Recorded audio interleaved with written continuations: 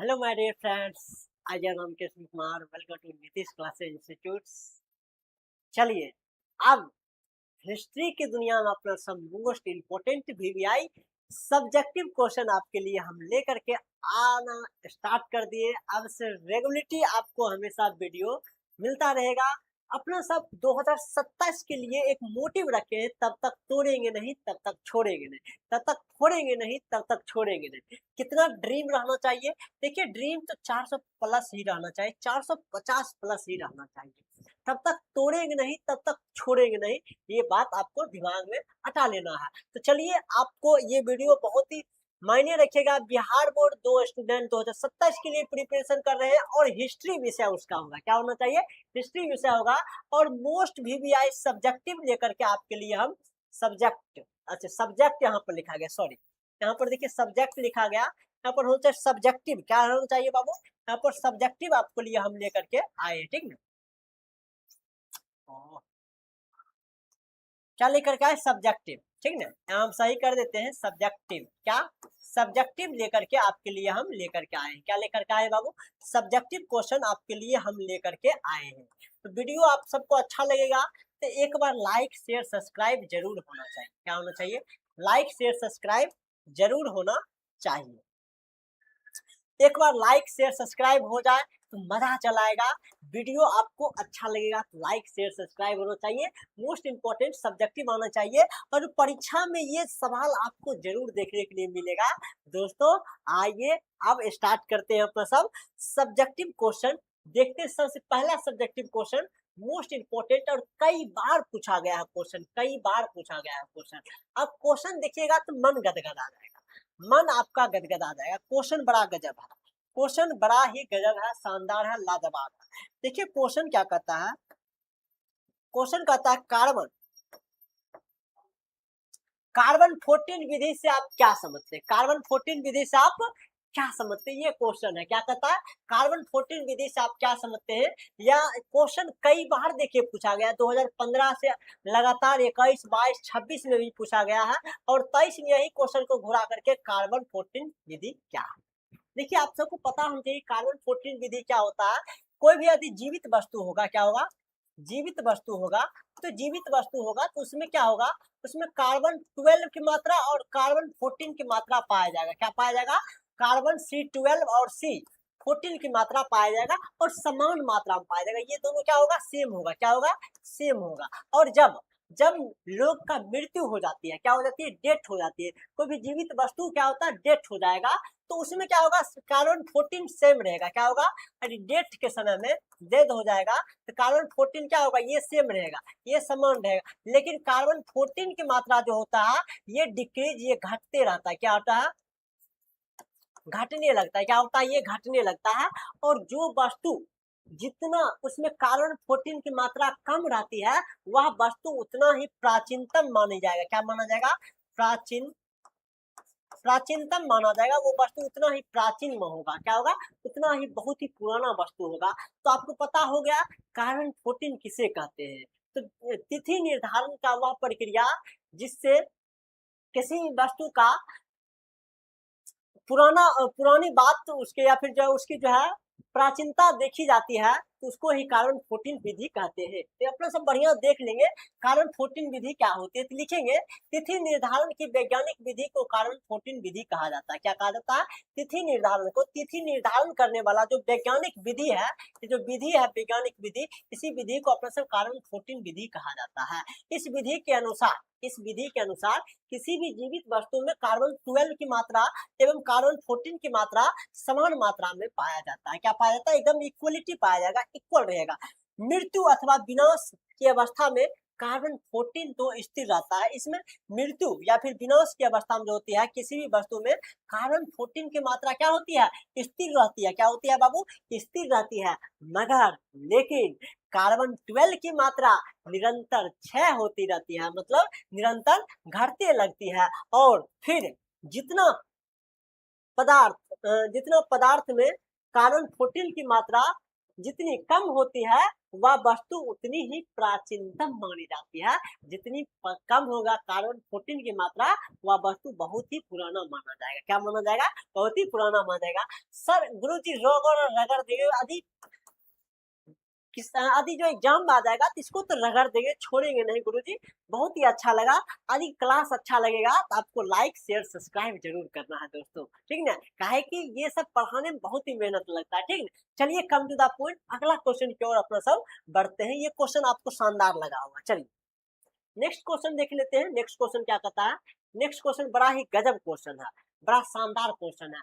मोहनजोदड़ो के विशाल स्नानगार के विषय में लिखिए। देखिए मोहनजोदड़ो के विशाल स्नानगार के विषय में कहता लिखने के लिए, किसके विषय में कहता लिखने के लिए? स्नानगार के विषय में। आपको पता होना चाहिए मोहनजोदड़ो जो है ये हड़प्पा सभ्यता का सबसे बड़ा स्थल है और सबसे मशहूर स्थल है, प्रसिद्ध स्थल है, ठीक ना। हड़प्पा, ठीक ना। मोहनजोदड़ो या जो है हड़प्पा,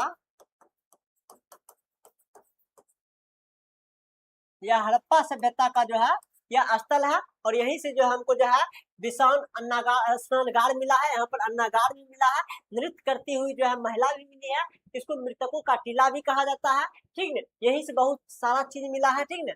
इसका खोज जो है 1922 ईस्वी में जो है राखलदास बनर्जी करते हैं। कौन करते हैं? राखलदास बनर्जी करते हैं। देखिए हमसे पूछा है यहाँ का विशाल स्नानगार के बारे में लिखने के लिए कहता है। देखिए स्नानगार यहाँ का कैसा था, यहाँ का स्नानगार कैसा था। देखिए स्नानगार जो होता था, स्नानगार के दोनों तरफ जो सीढ़ी लगाया हुआ था, क्या लगाया हुआ था? सीढ़ी, ताकि जो है लोग यहाँ पर जा सके। इस सीढ़ी से उतर कर दोनों तरफ सीढ़ी लगा हुआ था। और इस स्नानगार का जो लंबाई था 12 मीटर। क्या था?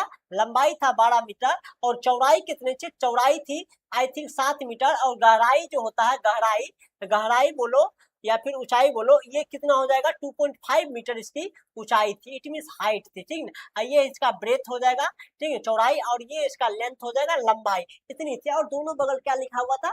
दोनों बगल सीढ़ी था, ताकि लोग यहाँ जो है यहाँ से मेरे चुन्नू मुन्नू यहाँ से जा सके, यहाँ क्या सके, यहाँ से जा सके। समझ रहे कि नहीं? यहाँ से जा सके। और इसके बाद जो है इस स्नानगार में जो है यहाँ पर जो है मानो कि ठंडी के समय में लोगों को गर्म पानी चाहिए। क्या चाहिए? यहाँ के गर्म पानी में यहाँ पर जो स्नानगार में गर्म पानी का भी उपलब्धता था।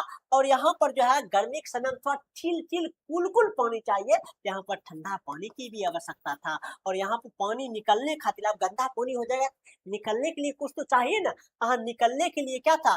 नाली बना हुआ था। क्या बना हुआ था? नाली बना हुआ था, ताकि यहाँ से क्या हो सके, यहाँ से पानी खराब हो जाएगा तो निकाला जा सके। और पानी निकाला जाएगा, इस स्नानगार में पानी तो किसी तरह आना चाहिए ना। इसीलिए इसके बगल में कुआं भी था। क्या था? कुआं था। क्या था? कुआं था, ताकि यहाँ से पानी इसमें भर सके। क्या कर सके? भर सके। आप देखिए लोग सब नहाएगा तो वस्त्र चेंज करने के लिए जो है एक चेंजिंग रूम होना चाहिए। तो यहाँ पर छोटे छोटे बहुत सारा कमरा था, जहां पर आई थिंक ये होता होगा, यहाँ पर लोग अपना अपना वस्त्र बदलते थे। तो ये था विशेषता। क्या था बाबू? ये था स्नानगार का विशेषता। बताइए समझ में आया कि नहीं? एक बार ठनका दिमाग में कि नहीं? एक बार बताइए। ये बात गुरुजी एकदम ठनक गया। एक बार पढ़ के बता दीजिए क्या क्या लिखा हुआ है। देखिए मोहनजोदड़ो का विशाल स्नानगार पक्की ईंटों का बना हुआ था। ये तो हम बोलेंगे, हाँ ये पक्की ईंटों का बना हुआ था। और यह बहुत सुंदर था, बहुत ही सुंदर था। स्नानगार का आकार लगभग 12 मीटर लंबा, 7 मीटर चौड़ा और 2.5 मीटर गहरा था। क्या था? 2.5 मीटर।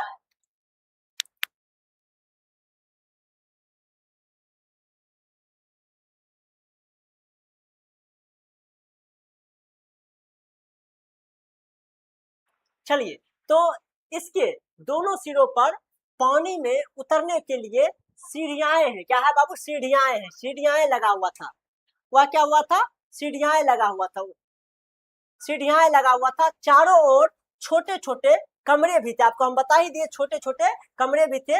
यहाँ गर्म और ठंडा दोनों तरह का पानी उपलब्ध था। यहाँ पर गर्म पानी भी था और ठंडा पानी भी था। दोनों प्रकार के पानी यहाँ पर उपलब्ध था। तो बताइए ये दिमाग में ठनका कि नहीं? एक बार बताइए आपको अच्छा लगा कि नहीं? ये अच्छा लगेगा तो एक बार लाइक शेयर सब्सक्राइब जरूर होना चाहिए दोस्तों, ठीक है। चलिए आप सब नेक्स्ट क्वेश्चन की ओर चलते हैं। कहाँ चलते हैं? नेक्स्ट क्वेश्चन की ओर चलते हैं। देखिए नेक्स्ट क्वेश्चन बड़ा ही गजब है, शानदार और लाजवाब तो है ही, लाजवाब तो है ही क्वेश्चन, ठीक है। देखिए सिंधु सभ्यता में मन का कैसे बनाया जाता है। देखिए ये बहुत ही बिहार बोर्ड गहराई में जाकर के क्वेश्चन पूछा है।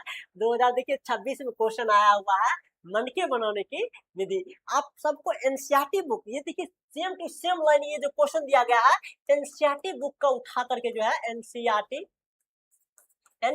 बुक का जो है ये क्वेश्चन आपको देखने के लिए मिलेगा। देखिए एनसीईआरटी बाबूजी, एनसीईआरटी, ये एनसीईआरटी बुक का क्वेश्चन आपको देखने के लिए मिला। सेम टू सेम में आपको एनसीईआरटी लाइन से ही हम उठा करके ये सब क्वेश्चन आपको बताए। देखिए क्या कहता है, हड़प्पा सभ्यता में मनका बनाने के लिए कैसे बनाते। देखिए मनका आपको पता हो, मोती बनाने के लिए क्या क्या बनाया जाता था आपको पता हो। मोती बनाने के बहुत सारा पदार्थ का यहाँ पर प्रयोग किया जाता था। कार्नेलियन नामक एक पत्थर था, उसका भी प्रयोग किया जाता था। जस्पर एक पत्थर था, उसका भी प्रयोग किया जाता था। तांबा का प्रयोग किया जाता था। पक्की ईंटों का प्रयोग किया जाता था। कांसा का यूज किया जाता था। सोना का यूज किया जाता था। एक जस्पर पत्थर था, उसका भी यूज किया जाता था।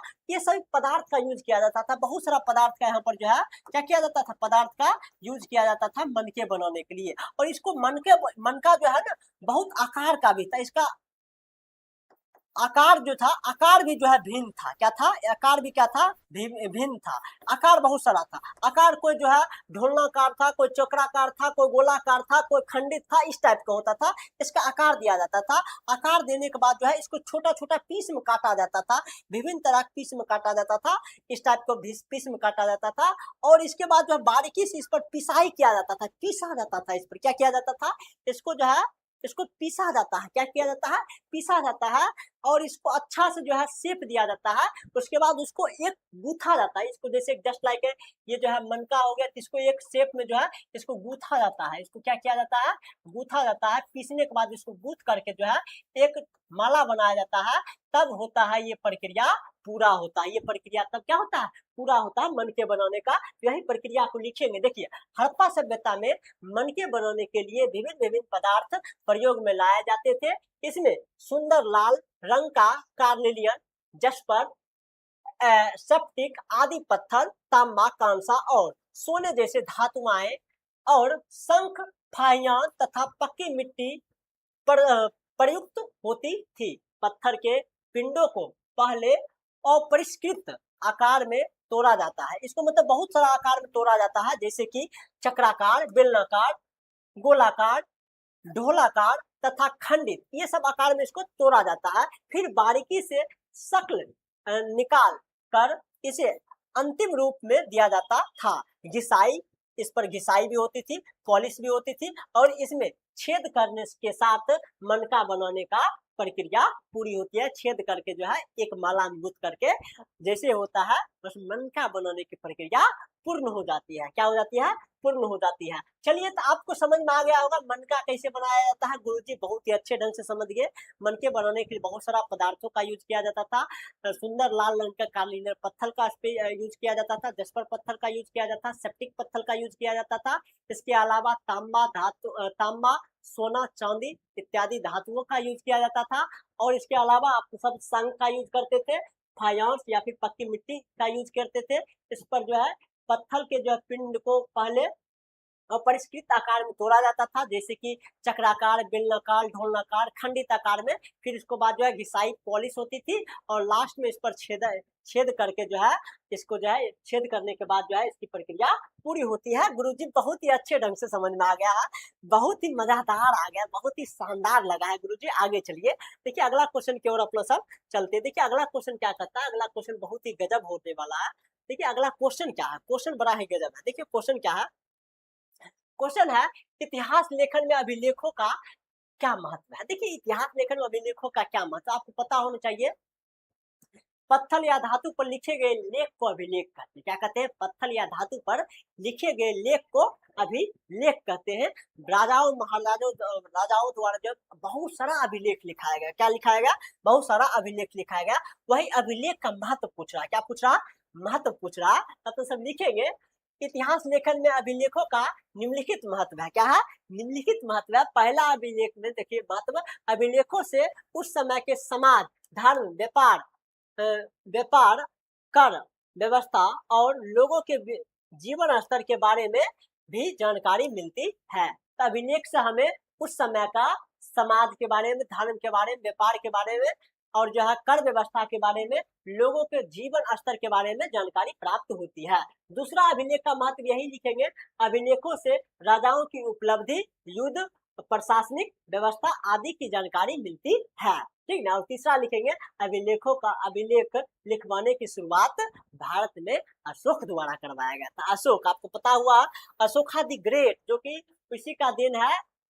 अशोक चक्र आप देखते होंगे, अशोक चक्र, ठीक है, ये सब इसी का है। अशोक स्तंभ जो कि 4 बाग को आप देखते होंगे, ये सब यही बनवाए थे, यही अभिलेख लिखवाने का शुरुआत किए थे। अभिलेखों से हमें राजा महाराजा के बारे में पता चलती है, ये भी आप इंपॉर्टेंट लिख सकते हैं। गुरु जी अभिलेख का महत्व यदि पूछेगा तो हम आराम से लिख सकते हैं, कोई दिक्कत नहीं है। गुरु जी आप आगे चलिए, चलिए अपना सब आगे चलेंगे। कहाँ चलेंगे? आगे चलेंगे। गुरु जी आगे चलिए, बहुत ही शानदार ढंग से समझ में आया, शानदार लाजवाब ढंग से समझ में आया। देखिए अगला क्वेश्चन क्या कहता है, अगला क्वेश्चन बड़ा ही गजब है। क्वेश्चन क्या कहता है, पुरातत्व से आप क्या समझते? पुरातत्व से आप क्या समझते? पुरातत्व से आप क्या समझते? देखिए यदि किसी भी स्थान का जो है, किसी भी स्थान का खुदाई के दौरान यदि वहां पर जो अवशेष मिलेगा, क्या मिलेगा? अब अवशेष क्या मिलेगा? अवशेष मिलेगा, और उस अवशेष से कोई इतिहास लिखा जाएगा। क्या लिखा जाएगा? इतिहास लिखा जाएगा। तो वह जो है वह क्या कहलाएगा? वह वस्तु जो है पुरातत्व कहलाएगा। अच्छा, जो अवशेष मतलब कि लिखने वाला जो व्यक्ति होंगे, सॉरी, जो इसको खुदाई करने वाला जो व्यक्ति होंगे, जो इतिहास लिखने के लिए जो है भौतिक रूप से जो है किसी भी क्षेत्र में जाकर के वहां के संस्कृत, सभ्यता, लिंग और जो है जाति, वर्ण या फिर मिट्टी का बर्तन मिलता है, उसे इतिहास लिखने का कार्य करता है, उसी को अपने सब पुरातत्व कहते हैं। क्या कहते हैं? पुरातत्व। तो लिखेंगे पुरातत्व, इट मींस आर्कियोलॉजी क्या होता है? वह विधि है जिसमें अतीत के मानव जीवन, संस्कृति और सभ्यता का अध्ययन भौतिक अवशेषों जैसे मिट्टी के बर्तन, औजार, भवन, हड्डियां, सिक्के आदि के माध्यम से किया जाता है। उन्हें हम पुराने समय के लोगों का इतिहास और जीवन समझाते हैं, उसे ही पुरातत्व कहते हैं। क्या कहते हैं? पुरातत्व कहते हैं। पुरातत्व क्या होता है आपको समझ में आ गया? पुरातत्व वह विधि है जिसमें अतीत के मानव जीवन, संस्कृति, सभ्यता का अध्ययन भौतिक अवशेषों का आधार पर किया जाता है। भौतिक अवशेष, वहां पर जो खुदाई के दौरान जो भौतिक अवशेष मिलता है, उसके आधार पर वहां का जीवन के बारे में, वहां का संस्कृति, वहां के सभ्यता के बारे में जानने का प्रयास करते हैं। जैसे कि हो गया मिट्टी के बर्तन के बारे में अध्ययन करेंगे, औजार के बारे में, भवन, हड्डियां, सिक्के के माध्यम से जो है इतिहास लिखने या फिर उस समय के सामाजिक आर्थिक जीवन के बारे में अध्ययन करना चाहेंगे, तो ये कहलाएगा पुरातत्व। उसमें हमें पुराने समय के लोगों का इतिहास और जीवन समझते हैं। इससे जो है उस समय का हम लोगों का इतिहास और जीवन समझते हैं। क्या समझते हैं? जीवन समझते हैं। चलिए आपको कोई दिक्कत नहीं हुआ होगा पुरातत्व, इट मींस आर्कियोलॉजिस्ट समझने में। ठीक है, चलिए अगला क्वेश्चन देख लेते हैं। अगला क्वेश्चन बड़ा ही गजब है। क्या है? बड़ा ही शानदार क्वेश्चन है। क्या कहता है? क्वेश्चन बड़ा ही गजब होना चाहिए। अरे भाई क्वेश्चन ही गायब हो गया। अच्छा, क्वेश्चन गायब नहीं हुआ है। क्वेश्चन गायब कैसे हो जाएगा? आई एम हियर, तो क्वेश्चन कैसे गायब होंगे? हड़प्पा सभ्यता के 4 प्रमुख केंद्रों के नाम बताए। 4 प्रमुख केंद्र के। भाई हम तो बहुत सारे केंद्र के नाम लिखाए हैं, धौलावीरा लिखाए हैं, लोथल लिखाए हैं, और भी जो है हड़प्पा हो गया, मोहनजोदड़ो हो गया, बनावली हो गया, बहुत सारा आपको जो है लिखाए हैं। ठीक है, देखिए यहाँ पर लिखा भी है, गणेश्वर हो गया, रंगपुर हो गया, लोथल हो गया, माही हो गया, धौलावीरा हो गया, चन्हूदरो हो गया, सिंध हो गया, मोहनजोदड़ो हो गया, बनावली हो गया, इधर जो है सुर्त कांगडोर हो गया, इधर चले आएंगे तो गंबे गंबे गंबेरीला हो गया, कालीबंगा हो गया, बनावली हो गया, राखीगढ़ी हो गया, मांडा हो गया। ये सब तो भाई क्या है? स्थल ही है ना, प्रमुख स्थल है। तो इसमें 4 के नाम कहीं भी आपको चिपका देना है। हड़प्पा सभ्यता के 4 प्रमुख केंद्र निम्नलिखित है, हड़प्पा, मोहनजोदड़ो, लोथल, कालीबंगा। ठीक है, ये 4 आप बता दीजिएगा, आपको मिल जाएगा 2 मार्क्स। देखिए कितना बार ये क्वेश्चन रिपीटेड किया गया है। ये सब इंपॉर्टेंट क्वेश्चन है बाबू, इंपॉर्टेंट क्वेश्चन आपके लिए हम लेकर के आए हैं। चलिए नेक्स्ट क्वेश्चन की ओर चलते हैं। नेक्स्ट क्वेश्चन देखिए क्या कहता है। नेक्स्ट क्वेश्चन बड़ा ही गजब है। क्या कहता है? उत्खनन से आप क्या समझते हैं? उत्खनन से आप उत्खनन से आप क्या समझते हैं? क्या कहता है? उत्खनन से आप क्या समझते हैं? उत्खनन के बारे में बोला गया है लिखने के लिए। उत्खनन से आप क्या समझते हैं? तो लिखेंगे आप लोग सब। देखिए उत्खनन होता क्या है पहले। अब देखिए किसी भी जगह का जो है, किसी भी जगह का जो है वहां पर खुदाई करके जो है, वहां पर खुदाई करके कोई कोई जो है पुराने वस्तुओं को निकासा जाता है, तो उसको क्या कहते हैं? उत्खनन कहते हैं। क्या कहते हैं? उत्खनन कहते हैं। तो लिखेंगे जब पुरातत्वविद किसी पुराने स्थल को सावधानी पूर्वक खोद कर वहां से मिट्टी के बर्तन, औजार, हड्डियां, सिक्के, भवनों के अवशेष आदि निकालते हैं, तो इस प्रक्रिया को उत्खनन कहा जाता है। क्या कहा जाता है बाबू? उत्खनन। जब पुरातत्वविद कौन होता है? वे व्यक्ति जो जगह जगह इतिहास लिखने के अवशेष निकालने के लिए उत्खनन करते हैं। क्या करते हैं? उत्खनन करते हैं। और जो भी उसको अवशेष मिलता है, भौतिक अवशेष, चाहे वो सिक्का हो जाए, तलवार हो जाए, औजार हो जाए, चाहे वो मिट्टी का बर्तन ही क्यों न हो जाए, उससे इतिहास लिखने का लिखने के प्रयास करते हैं, तो उस व्यक्ति को क्या कहते हैं? पुरातत्वविद कहते हैं। तो जब पुरातत्वविद किसी पुराने स्थल को सावधानी पूर्वक वहां के जो है खोद करके वहां के मिट्टी को, वहां के मिट्टी के बर्तन, औजार, हड्डियां, सिक्के, भवनों के अवशेष आदि निकालते हैं, और इस प्रक्रिया को क्या कहते हैं? उत्खनन कहते हैं। कहता है इसमें प्राचीन कालीन पुरावशेष जैसे अभिलेख, मूर्तियां, सिक्के, भवन, अवशेष आदि पाए जाते हैं, और उस उत्खनन के दौरान ये सब वस्तु पाए जाते हैं। तो इसी को अपने सब उत्खनन कहते हैं। गुरुजी उत्खनन समझने में रगड़ देंगे, गुरुजी कहीं एक बार एग्जाम में आ जाएगा, तो आराम से आप सब समझ गए होंगे। चलिए नेक्स्ट क्वेश्चन की ओर अपना सब बढ़ते हैं। क्या करते हैं? नेक्स्ट क्वेश्चन कितना गजब है और शानदार है, आपको देखने के लिए मिलेगा। चलिए क्वेश्चन बड़ा ही गजब है। क्वेश्चन क्या कहता है? क्वेश्चन कहता है कि सिंधु घाटी सभ्यता के समकालीन दो सभ्यताओं के नाम बताए। देखिए सिंधु घाटी के सभ्यता के समकालीन दो सभ्यता के नाम आपको पता होना चाहिए। जिस समय सिंधु घाटी सभ्यता था, जिस समय सिंधु घाटी सभ्यता था, उस समय जो है इसका व्यापार आपको पता होना चाहिए इधर मिस्र की सभ्यता से होता था। ठीक है हाँ भाई, मिस्र यह जो है मिस्र की सभ्यता से होता था, और इधर जो है मेसोपोटामिया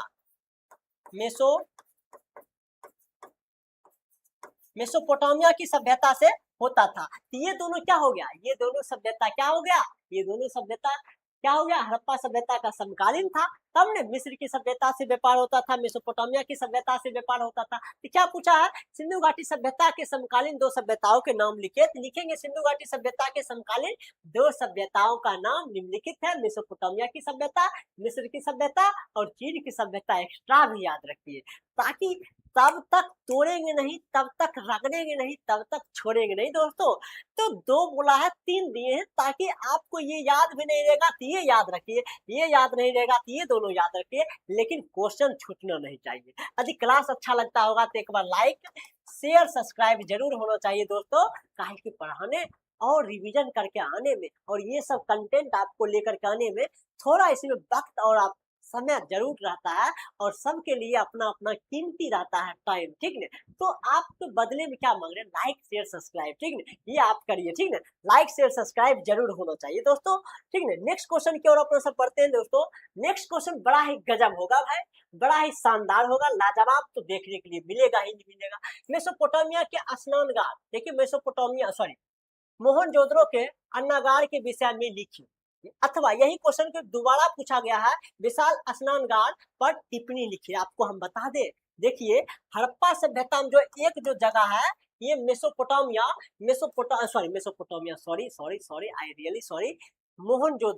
मोहनजोदड़ो जो है ये बहुत ही इंपॉर्टेंट है। देखिए इससे पीछे बार जो है, अभी तुरंत जस्ट आप पढ़े हैं स्नानगार। क्या पढ़े? स्नानगार के बारे में पूछ लिया था। अभी देखिए अन्नागार के बारे में पूछ लिया है। ठीक है, कभी आपसे पूछ सकता है यहाँ पर मृतकों को टीला क्यों कहा जाता है, हड़प्पा सभ्यता में जो है नृत्य करती हुई महिलाएं कहाँ से मिली है। तो इससे इम्पोर्टेंट ये जो है मोहनजोदड़ो जो है, ये हड़प्पा सभ्यता के एक बहुत ही इम्पोर्टेंट स्थल रहा है। इससे बिहार बोर्ड तरह तरह के क्वेश्चन पूछा है। अभी भी देखिए ये क्वेश्चन 1922 में पूछा गया है।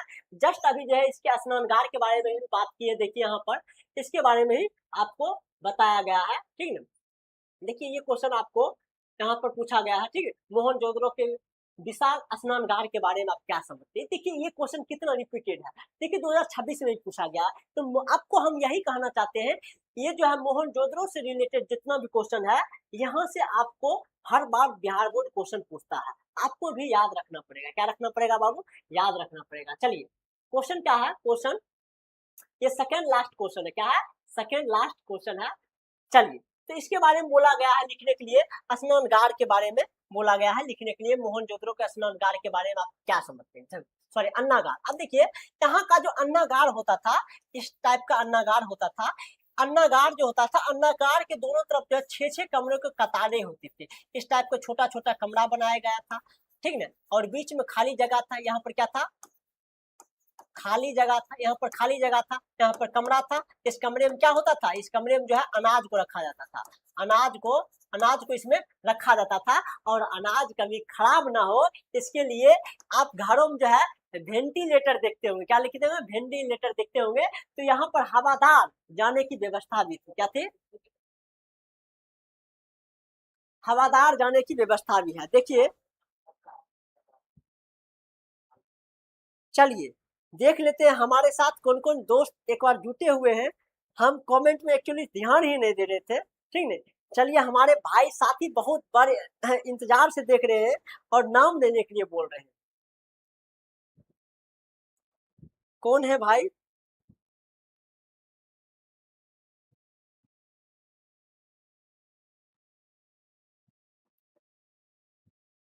एक बार ग्रुप में भी शेयर हो जाएगा तो ठीक रहेगा। चलिए,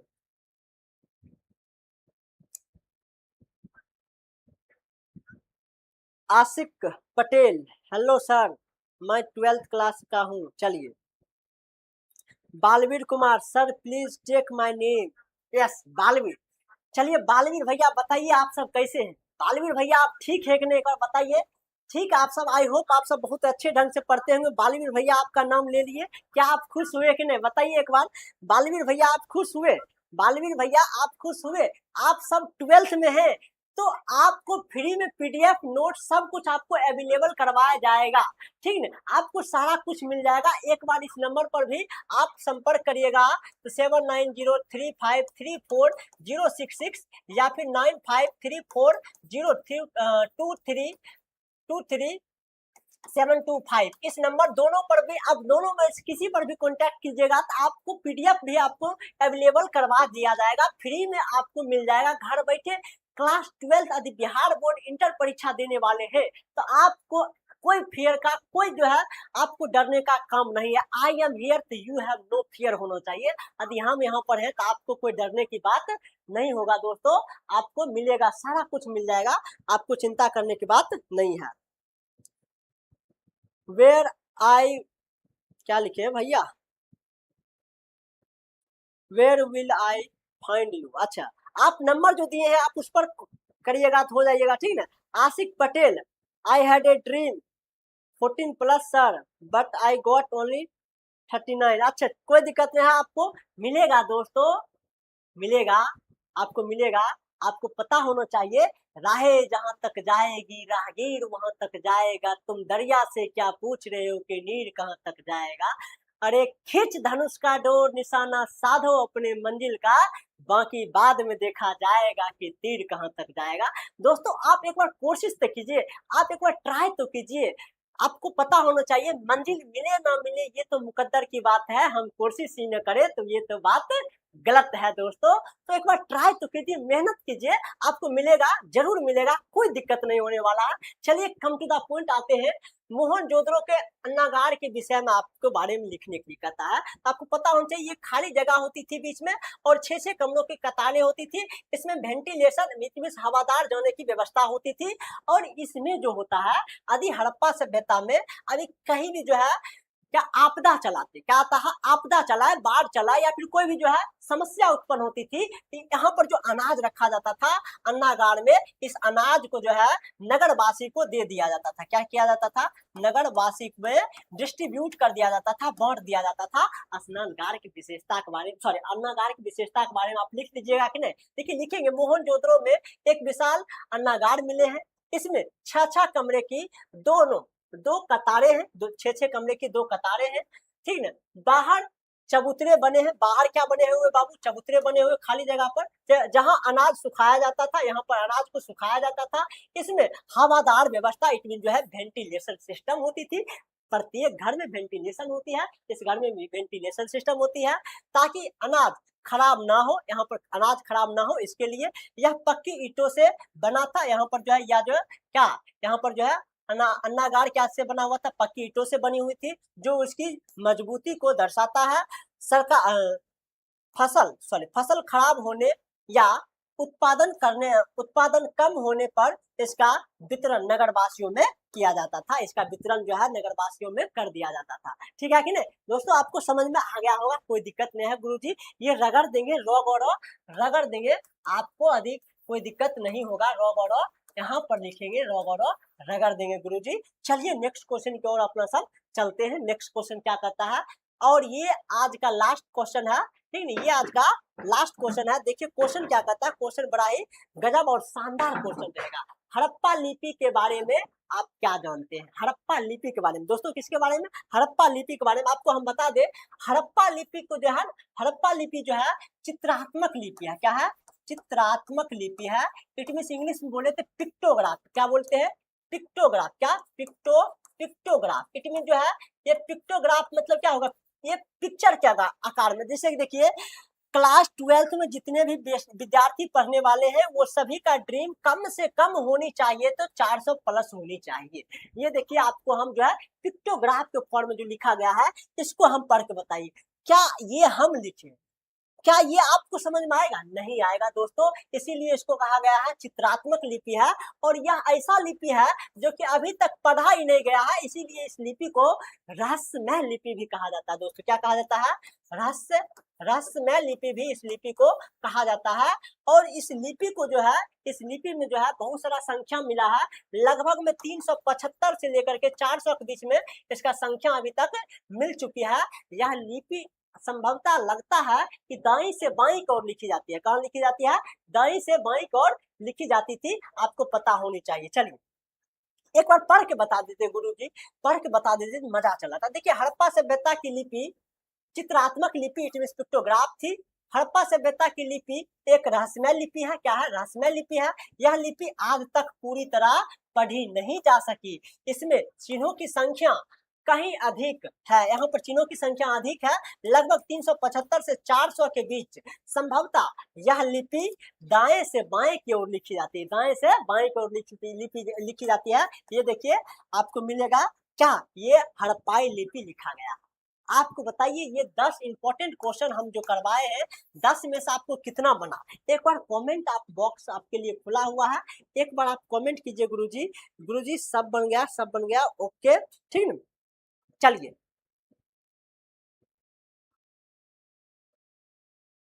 चलिए, आप सबको अच्छा लगा होगा, आप सबको अच्छा लगा होगा, आप सबको बहुत अच्छा लगा होगा क्लास। चलिए थैंक यू वेरी मच। चलिए मिलते हैं नेक्स्ट पार्ट का इसके साथ आकर के। यदि वीडियो अच्छा लगा प्लीज एक बार आप सब लाइक शेयर सब्सक्राइब जरूर कीजिएगा। लाइक शेयर सब्सक्राइब आपका कर्तव्य बनता है, बिकॉज ऑफ ये वीडियो आपके सामने में जो आता है, इसके पीछे बहुत सारा टाइम लगता है, बहुत सारा नोट्स बनाने में और पीडीएफ इसको तैयार करने में बहुत ज्यादा वक्त लगता है, ठीक है। तो लाइक शेयर सब्सक्राइब कीजिएगा। मिलते हैं नेक्स्ट वीडियो, तब तक के लिए धन्यवाद, अपना ख्याल रखिएगा। Thank you, bye bye, take care of you.